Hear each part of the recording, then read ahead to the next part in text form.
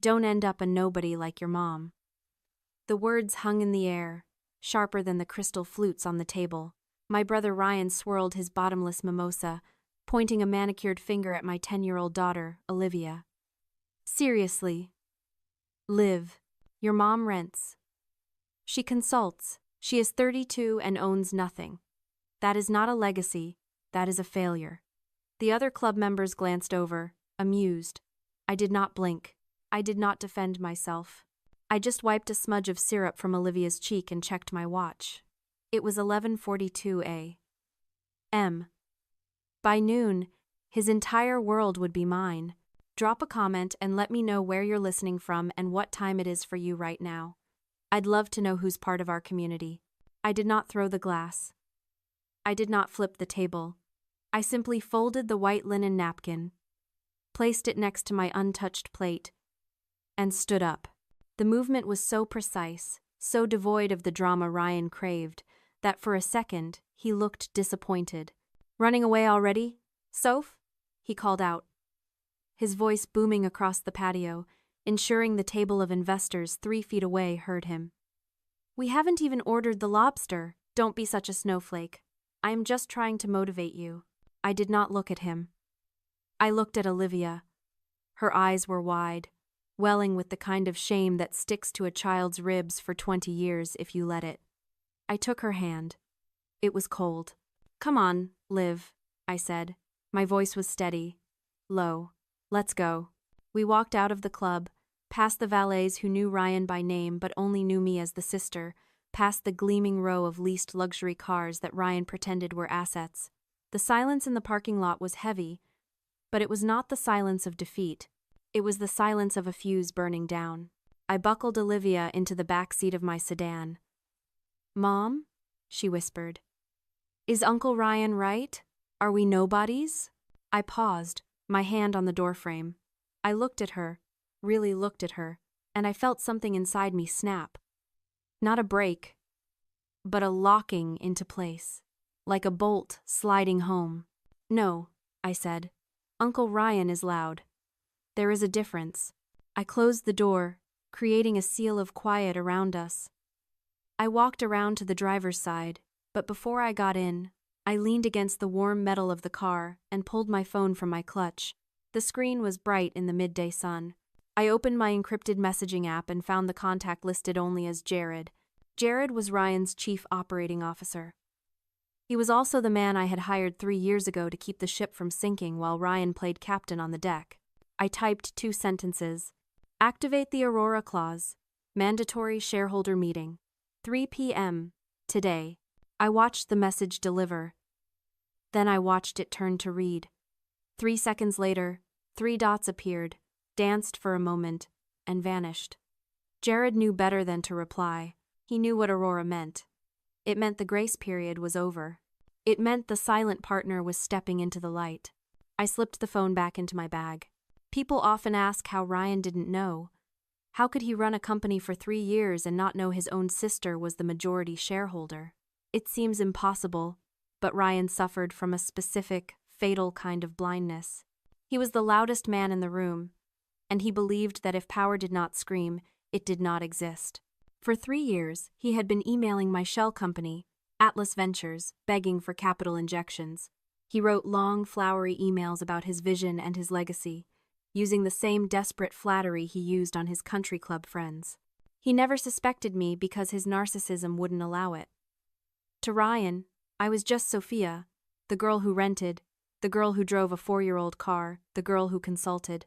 He could not conceive that the failure sitting across from him at brunch could buy and sell him 3 times over before breakfast.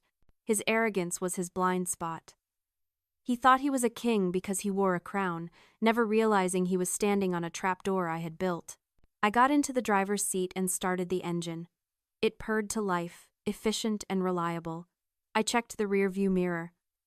Olivia was looking out the window, watching the country club disappear. "Where are we going?" she asked. "To the park," I said. "And then, we are going to work." It was 11:48.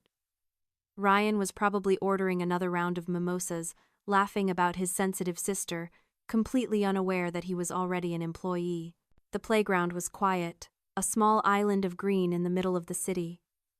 I sat on a bench, watching Olivia pump her legs, swinging higher and higher, trying to touch the sky.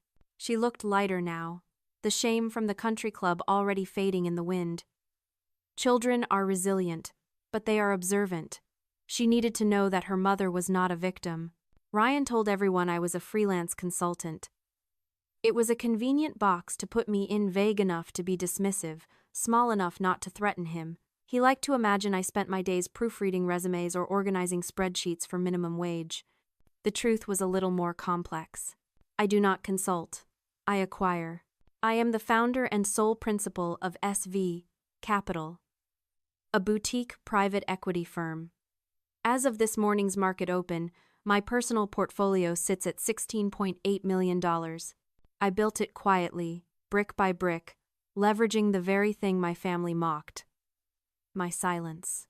While Ryan was busy buying tables at charity galas to look important, I was analyzing market trends. While he was leasing cars to project wealth, I was buying assets that generated it. I checked my phone. Still no reply from Jared. He was likely pulling the files now. My mind drifted back 3 years. That was when the hospitality group almost died. Ryan had leveraged everything: our parents' legacy, his own credit, even the equity in the summer cabin on 3 luxury hotels in locations that market data clearly showed were cooling off. He called me late one night, drunk and weeping. He wasn't crying because he missed our parents. He was crying because the banks were calling. He was going to lose the title of CEO, and to a man like Ryan, that was a death sentence. I could have written him a check. I could have bailed him out as a sister. But I knew Ryan. If I gave him money, he would resent me. He would take it, burn through it, and hate me for witnessing his weakness. So, I became a ghost. I created a shell corporation called Atlas Ventures. Through Atlas, I approached his creditors. I bought his bad debt. I injected $7.2 million of capital into the company in exchange for 60% equity. Ryan thought Atlas Ventures was a faceless conglomerate from New York. He spent 3 years trying to impress the board. He sent polished reports. He used big words. He never once realized that the board he was terrified of was the little sister he mocked at Christmas dinner. I did it as a test. I wanted to see if, given a lifeline, he would mature. I wanted to see if he could become the leader he pretended to be. I gave him a 3-year runway to prove his character. I looked up at Olivia. She was laughing now, jumping from the swing into the wood chips, landing on her feet. Ryan had failed the test. He hadn't used the runway to take off. He had used it to parade around. He hadn't learned humility. He had weaponized his relief. He treated my silence as permission to be cruel. He mistook my mercy for weakness. My phone buzzed. It wasn't Jared. It was a notification from my banking app. The automated transfer for the summer cabin property tax had just cleared. Another bill I paid. Another asset he thought was his. I stood up and brushed the dust from my blazer. The 3-year experiment was over. I had invested in potential, but the returns were negative. It was time to liquidate the liability. "Olivia," I called out. "Time to go." She ran over, breathless. "Are we going home?" "No," I said, opening the car door for her. "We have a meeting." The drive was quiet until my phone buzzed again. This time, it wasn't a text, it was a voicemail. From Ryan. I almost ignored it. My instinct, honed over years of avoidance, was to delete it unheard. But I needed to know. I needed to be sure that the bridge I was about to burn was already rotten. "Olivia, put your headphones on," I said. She obeyed, sliding her pink headphones over her ears and turning back to her tablet. I pressed play. Ryan's voice filled the car, distorted by cheap speakers but unmistakably toxic. "Soph, you really outdid yourself today. Walking out like a toddler? Embarrassing me in front of the board members? You're lucky I'm generous. But let me be clear, if you pull a stunt like that again, you're done. No more family dinners. No more access to the cabin this summer. You want to act like a nobody? Fine, go be one. But don't expect me to keep dragging you along." The cabin. The family cabin on the lake that our parents built. The cabin where I spent every July paying for the repairs, the insurance, the landscaping.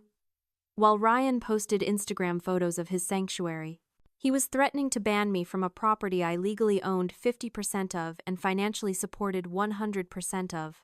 I listened to the message again. It wasn't an apology. It wasn't even a negotiation. It was a declaration of ownership. He truly believed he owned me. He believed my presence in the family was a charity he provided, a subscription he could cancel if I didn't pay my dues in submission. I looked at Olivia in the rearview mirror. She was humming along to her music, innocent and oblivious. Ryan hadn't just insulted me. He had threatened to cut her off from her heritage, from the only place that still felt like her grandparents. Something cold settled in my chest. It wasn't anger anymore. Anger is hot. Anger burns out. This was clarity. It was absolute, freezing clarity. I didn't delete the voicemail. I tapped share and forwarded the audio file to Jared. I added a caption, add to the personnel file. Then I reached into the back seat and pulled my blazer from the hanger. It was charcoal gray, tailored, sharp. My armor. I pulled into the parking garage of the Ryan Hospitality Group headquarters, a gleaming glass tower that Ryan liked to call his legacy. I put the car in park and slipped the blazer on. I buttoned it. I checked my reflection. The sister was gone. The freelance consultant was gone. The chairman of the board had arrived. I parked in the visitor spot, right next to the reserved space marked CEO. "All right, Liv," I said, unbuckling my seatbelt. "We're here." "Why are we at Uncle Ryan's building?" Olivia asked, peering up at the glass monolith. It reflected the afternoon sun, a mirror designed to intimidate. "It's a building, Olivia." I corrected her gently but firmly. "Bricks and glass. Uncle Ryan works here. He doesn't own the sky." We got out. I stopped her on the sidewalk before we reached the revolving doors. I knelt down so we were eye level. I straightened her collar and smoothed a stray hair from her forehead. This was the most important lesson of the day. "Listen to me," I said. "Uncle Ryan is like a firework. You know how fireworks are?" Olivia nodded. "Loud, bright, scary sometimes." "Exactly. They make a lot of noise, and everyone looks at them, but they burn out fast. And when they're done, there's nothing left but smoke." I took her small shoulders in my hands. "I don't want you to be a firework. I want you to be a lighthouse. Do you know what a lighthouse does? It shines. It stands," I said. "It stays in one place. It doesn't scream. It doesn't run around. It just stands there, solid and bright. And it guides the ships home. It's powerful because it's steady. True power isn't about making other people feel small, Liv. It's about having the strength to build things that last." I saw the understanding dawn in her eyes. It was a small spark, but it was there. She wasn't just a victim of her uncle's bullying anymore. She was an observer of his weakness. "Are you a lighthouse, Mom?" she asked. "I'm trying to be," I said. "And today, we're going to turn the light on." I stood up. I adjusted my blazer. I took my daughter's hand. We walked through the revolving doors, not as guests, but as owners. The security guard, who usually waved me through with a vague nod, straightened up when he saw my face. I didn't smile. I didn't stop. I walked straight to the elevator bank and pressed the button for the top floor. The doors slid shut, sealing us in. As the numbers climbed 10, 20, 30, I felt the last remnants of my old self falling away. The sister who apologized. The sister who kept the peace. The sister who paid the bills and let her brother take the credit. The doors opened on the executive floor. It was quiet, the hush of expensive carpet and serious money. Jared was waiting by the reception desk. He didn't say a word. He just nodded and handed me a thick file folder. "He's in the boardroom," Jared said. "He thinks you're coming to apologize." I took the file. "Let's go correct him." The boardroom was an aquarium of ego. Glass walls on 3 sides, a view of the city skyline that screamed expensive, and a mahogany table long enough to land a plane on. Ryan was sitting at the head of it, scrolling on his phone, his feet resting on the polished wood. When we walked in, he didn't even look up at first. About time. Soph, I hope you brought your checkbook. And an apology. Then he saw Olivia. His feet dropped to the floor. What is this? Why is the kid here? He stood up, his face flushing. This is a business meeting, Sophia. Get her out. Now. No, I said. I walked to the other end of the table. I pulled out a chair for Olivia. Sit here, sweetie. You can draw. Ryan laughed, a sharp, incredulous bark. Are you insane? Jared, get security. Get them out of here. Jared didn't move towards the phone. He moved towards the door. He closed it. Then he locked it. The click was loud in the silent room. Ryan looked at Jared, then at me. I sat down at the opposite end of the table. I didn't say a word. I just slid the file folder across the glass. It spun perfectly, stopping inches from his hand. Open it, I said. Ryan sneered. What is this? Your resume? A bill for babysitting? He flipped it open. I watched his eyes. I watched them scan the first page, the incorporation documents for Atlas Ventures. I watched them move to the second page, the cap table, showing Atlas owning 60% of Ryan Hospitality Group. And then I watched them land on the signature line at the bottom of the page. Sophia V. Sterling. The silence stretched, thin and tight. When he looked up, his face was gray. This is fake, he whispered. You don't have this kind of money. You rent an apartment. I rent because I choose to, I said. I own 60% of this company because I bought your bad debt 3 years ago.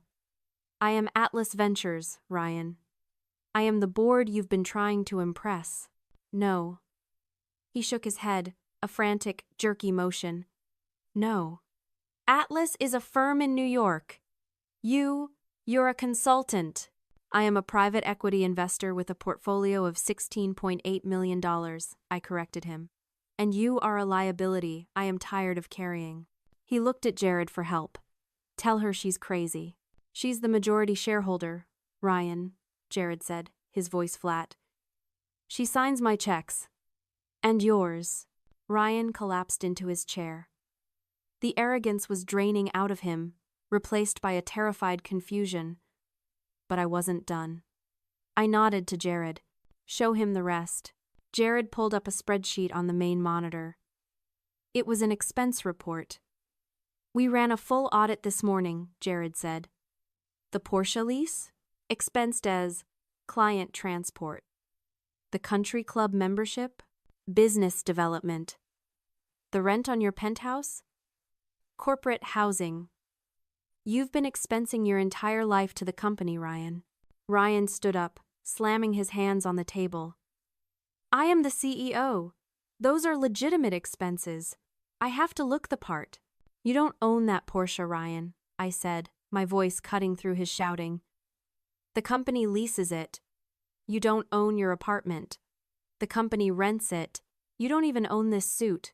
The company credit card paid for it. I leaned forward.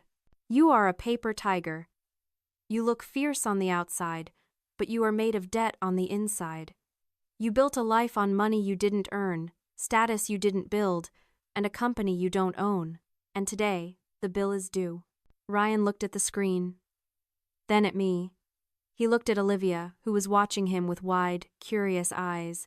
He realized, finally, that there was no audience left to fool. The glass walls of his office weren't displaying his power anymore. They were displaying his nakedness. Sophia, he croaked. We're family. Yes, I said. We are. The word yet hung in the air, heavy and threatening. Ryan looked at me, his eyes darting from the expense report to my face, searching for the sister who used to loan him money for emergencies. You can't do this, he pleaded, his voice cracking. I'm your brother. Mom and Dad. They wouldn't want this. Mom and Dad left us a legacy of hard work, I said. You turned it into a Ponzi scheme of appearances. I'll pay it back, he said quickly. I'll fix it. Just give me time. Don't ruin me, Sophia. Please. I looked at him. really looked at him. He was sweating through his expensive shirt. He was pathetic. And for the first time, I felt absolutely nothing for him. No anger, no pity, just the cold calculation of an investor cutting a loss. "I'm not going to ruin you, Ryan," I said. "I'm going to save you." He blinked, hope flickering in his eyes. "You are?" "Yes. By teaching you the one thing you've never learned. Consequences." I turned to Jared. "Repossess the car. Today, cancel the country club membership immediately. Terminate the lease on the penthouse. He has 30 days to vacate." Ryan's face crumbled. "My car? My apartment? Where am I supposed to live?" "You can rent a studio," I said. "Like a nobody. Sophia, please." "And as for your job," I continued, ignoring him, "you are no longer CEO. You are demoted to junior account manager. Your salary is capped at $50,000 a year. The rest of your paycheck will be garnished to repay the embezzled funds." "50,000?" he gasped. "I can't live on 50,000. "I do," I said. "And I support a child." I stood up. I walked over to him and held out my hand. "Keys." He hesitated. He looked at the Porsche key fob on the table, the symbol of everything he thought he was. Then he looked at Jared, who was already typing the termination orders. Slowly, with trembling hands, Ryan picked up the keys and dropped them into my palm. I closed my fingers around them. They were cold. "You're not fired, Ryan," I said. "You're going to work. You're going to report to Jared every morning at 8 a.m. You're going to learn how to read a profit and loss statement. You're going to learn what things actually cost." I turned to Olivia. She was watching us, her eyes wide and serious. "See, Liv?" I said, holding up the keys. "A nobody can sign the paycheck. A nobody can take away the toys. Power isn't about being loud, it's about owning the keys." Ryan slumped in his chair, a man hollowed out. He had lost his car, his home, his title, and his dignity. But I hadn't destroyed him. I had stripped away the lies so he could finally, maybe, become a real person. "Let's go," I said to Olivia. We walked out of the boardroom, leaving Ryan alone in his glass box. The door clicked shut behind us, a final, definitive sound. As we walked through the quiet hallway, I dropped the Porsche keys into Jared's hand. "Sell it," I said. "Put the money back into the company." "Understood," Jared said. "Good to see you, Sophia." "You too, Jared." We took the elevator down. When the doors opened to the lobby, the afternoon sun was streaming in, golden and bright. We walked out onto the sidewalk, back to my sensible sedan. It wasn't a Porsche, it wasn't leased. It was mine. The drive home was different. The silence in the car wasn't heavy anymore. It was light, like the air after a storm breaks. Olivia had taken her headphones off. She was looking out the window, but this time, she wasn't watching the world go by. She was watching the city skyline as if she were trying to figure out how it was put together. "Mom?" she asked, turning to me. "Is Uncle Ryan going to be okay?" "He is going to be tired," I said honestly. "And he is going to be humbled. But yes, he will be okay. In fact, he might finally be happy, because for the first time in his life, he is going to earn what he has. And that is the only thing that no one can ever take away from you." We pulled into the driveway of our rental house. It didn't look like a failure to me anymore. It looked like a fortress. It looked like freedom. We went inside, kicked off our shoes, and ordered pizza. That night, after Olivia was in her pajamas, I opened my laptop at the kitchen table. My inbox was full of the usual updates from my portfolio companies, but one email stood out. It was from Ryan. The subject line was blank. I opened it. There was no long, flowery explanation this time. No excuses about vision or legacy. Just one line. "I will be there at 8. I didn't reply. I didn't need to. I simply clicked archive and watched the message disappear into the digital vault. The transaction was complete. "Mom, can you help me with math?" Olivia asked, dropping her workbook onto the table next to my computer. "Always," I said. What are we learning? Compound interest. I smiled. I pulled her chair closer to mine. It's what happens when you do small, smart things over and over again, quietly, while everyone else is trying to hit a home run. I watched her head bend over the paper, her pencil moving steadily across the page. She wasn't loud. She wasn't flashy. She was just doing the work. She was building. My brother had spent his life trying to be a firework, desperate to be seen. I had spent mine becoming the sky, vast, silent, and owning everything the fireworks tried to light up. I looked at my daughter, then at the city lights glowing through the window. We didn't need to scream to be heard. We didn't need to lease a legacy to have one. We were building something real, right here at this kitchen table. Success isn't about being the loudest in the room. It is about owning the room before you even walk in. Share this if you are building a silent empire of your own.